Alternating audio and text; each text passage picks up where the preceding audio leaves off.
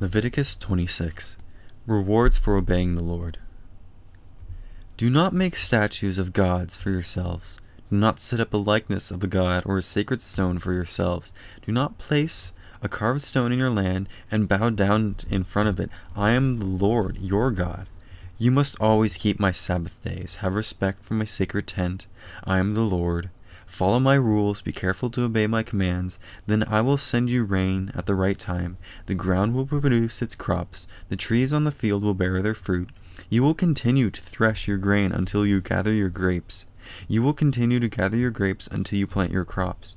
You will have all you want to eat, and you will live in safety in your land. I will give you peace in the land. You will sleep, and no one will make you afraid. I will remove wild animals from the land. There will not be any war in your country.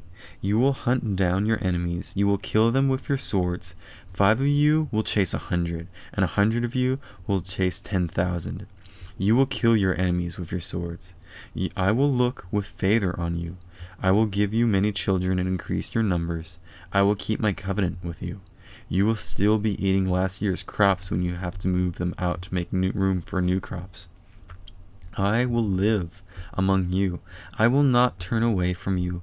I will walk among you. I will be your God, and you will be my people. I am the Lord your God. I brought you out of Egypt. I did not want you to be slaves in Egypt anymore. I threw off your heavy load. I helped you walk with your heads held high. Punishment for not obeying the Lord. But suppose you will not listen to me. You will not carry out all of my commands. You will say no to my rules and turn away from my laws. And you will break my covenant by failing to carry out all of my commands. Then here is what I will do to you. All at once I will bring terror on you. I will send sickness that will make you weak. I will send fever that will destroy your sight. I will slowly take your life away. When you plant seeds, it will do you no good. Instead, your enemies will eat what you have planted. I will turn against you. Then your enemies will win the battle over you. Those who hate you will rule over you. You will run away even when no one is chasing you. After all that, suppose you still will not listen to me.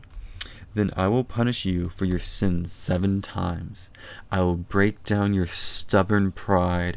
I will make the sky above you like iron, and it will not rain. I will make the ground under you like bronze, and you will not be able to farm it. You will work with all your strength, but it will do no good. That is because your soil will not produce any crops. The trees of the land will not bear any fruit. Suppose you continue to be my enemy, and suppose you still refuse to listen to me, then I will multiply your troubles many times because of your sins. I will send wild animals against you. They will kill your children. They will destroy your cattle. There will be so few of you left that your roads will be deserted. After all those things, suppose you still do not accept my warnings, and suppose you continue to be my enemy, then I myself will be your enemy. I will make you suffer for your sins again and again. I will send war against you to punish you for breaking my covenant. When you go back into your cities, I will send a plague among you, and you will be handed over to your enemies. I will cut off your supply of bread. 10 women will need only 1 oven to break your bread. They will weigh out the bread piece by piece. Even when you eat all of it, it will not be enough to satisfy you. After all of that, suppose you still do not listen to me, and suppose you continue to be my enemy, then I will be angry with you. I will be your enemy. I myself will again punish you for your sins over and over. You will eat the dead bodies of your sons. You will also eat the dead bodies of your daughters. I will destroy the high places where you worship other gods. I will pull down your incense altars. I will pile up your dead bodies on the lifeless statues of your gods, and I will turn away from you. I will completely destroy your cities. I will destroy your places of worship. The pleasant smell of your offerings will not give me any delight. I will destroy your land so completely that your enemies who live there will be shocked. I will scatter you among the nations. I will pull out my sword and hunt you down. The Lord and your cities will be completely destroyed. Then the deserted land will enjoy its Sabbath years. It will rest. It will not be farmed. It will enjoy its Sabbath. But you will become prisoners in the country of your enemies. The land will rest the whole time it is deserted. It was not able to rest during the Sabbath. You lived in it. Some of you will be left in the lands of your enemies. I will fill your hearts with fear. The sound of a leaf that is blown by the wind will scare you. You will run as if you were escaping from swords. You will fall down even though there is no one chasing you. You will trip over one another as if you were running away from the battle.